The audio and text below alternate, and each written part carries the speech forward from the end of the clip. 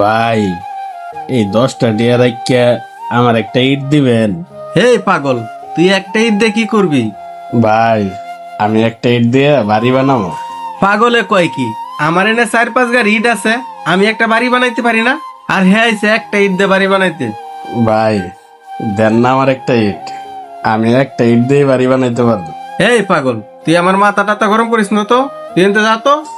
ও ভাই, আমি আপনার হাতটা ধরে কই, আমার একটা ইট দেন না রে ভাই, একটা ইট দেন। আচ্ছা, বিপদে পড়লাম তো।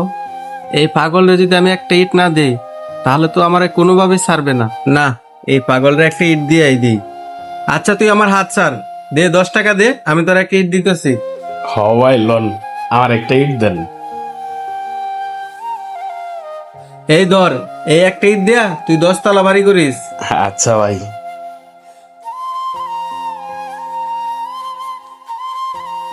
কি রে খায়রুল, ওই পাগলে দেখি তোর এখান থেকে ইট নিয়ে গেল, তুই দেখি পাগলের কিছুই বললি না। আরে বেটা, আর কইস না, এই পাগল হইছে একটা নাসার বান্দা। কই থেকে 10 টাকা লইছে, আয়া কইতাছে আমার একটা ইট দে। এই ইট দে নাকি হ্যাঁ একটা 10 তলা বাড়ি বানাইবো। কি বলিস বেটা, একটা ইট দিয়ে কখনো বাড়ি হয়? আরে বেটা, এই কথাটাই তো এই পাগলরে আমি বুঝাইতে চাইছিলাম, কিন্তু ও কিছুতে আমার কথা বুঝতেছে না। আর এই 10 টাকা নিয়ে আইছে আমার কাছ থেকে একটা ইট নিতে, তাই তো আমি 10 টাকা দিয়ে একটা ইট দিয়ে দিচ্ছি। আরে বেটা, তুই জানিস ওই পাগলের সাথে আমারও দোকানে দেখা হয়েছিল।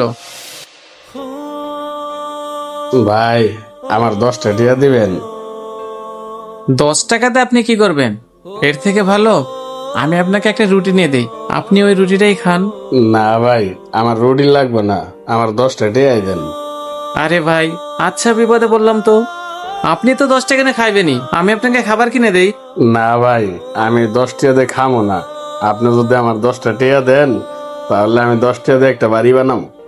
আচ্ছা, মুশকিলে পড়লাম ভাই, 10 টাকাতে কোনোদিন বাড়ি হয়? ভাই, 10টিয়াতে বাড়ি হোক বা না হোক সেটা আমি বুঝবো, আপনি আমার 10টা টিয়াই দেন।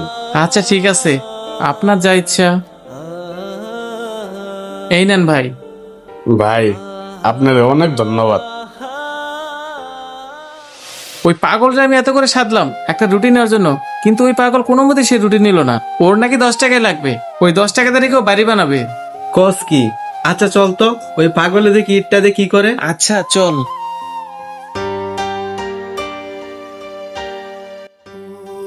আসসালামু আলাইকুম হুজুর। ওয়ালাইকুম আসসালাম ওয়া রাহমাতুল্লাহি ওয়া বারাকাতুহু। আচ্ছা হুজুর, মসজিদে একটা ইট দান করলে আল্লাহ আমার কি দিব? আমাদের মহানবী হযরত মুহাম্মদ সাল্লাল্লাহু আলাইহি সাল্লাম বলেছেন যে আল্লাহর ঘরে একটি ইট দান করবে, আল্লাহ পাক তাকে ওই জান্নাতে একটি বিশাল বাড়ি দান করবেন। আচ্ছা হুজুর, আমি যদি ইটটা এই মসজিদে দান করি, আল্লাহ কি আমারও একটা বাড়ি দান করব? অবশ্যই দান করবে। আমাদের নবী হযরত মুহাম্মদ সাল্লাল্লাহু আলাইহি সাল্লাম যেহেতু বলেছেন, তাহলে অবশ্যই আল্লাহ পাক জান্নাতে তোমাকে একটি বাড়ি দান করবে। কিন্তু হুজুর, ওই জান্নাতে আমার জন্য কোনো বাড়ি লাগবে না, আপনি আল্লাহর একটু কয়ে দেন যেন এই ইটের বদলে ওই জান্নাতে আল্লাহ আমার মারে একটা বাড়ি দান করে। কেন বাবা, সবাই তো নিজের জন্যই চায়, তুমি তোমার মায়ের জন্য চাচ্ছ। হুজুর, আমার মায়ের জন্য কেন বাড়ি চাইতেছে আপনি কি জানতে চান?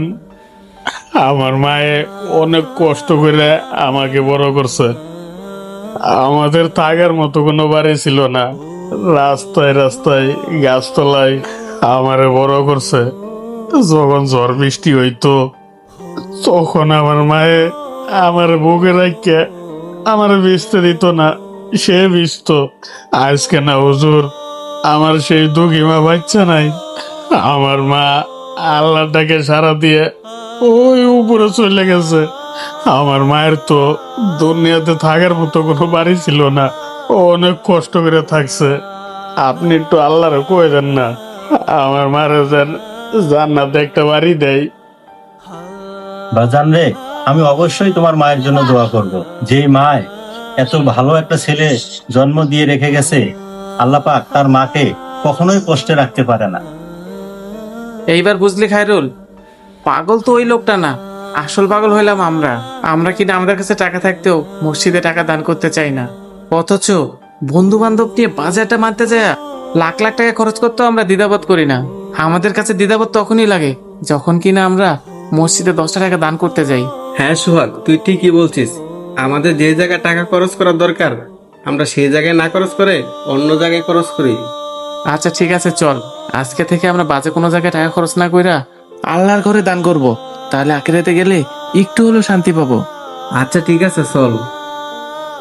আচ্ছা হুজুর, এইটা মসজিদের কাছে লাগায়েন। আচ্ছা বাজান, ঠিক আছে।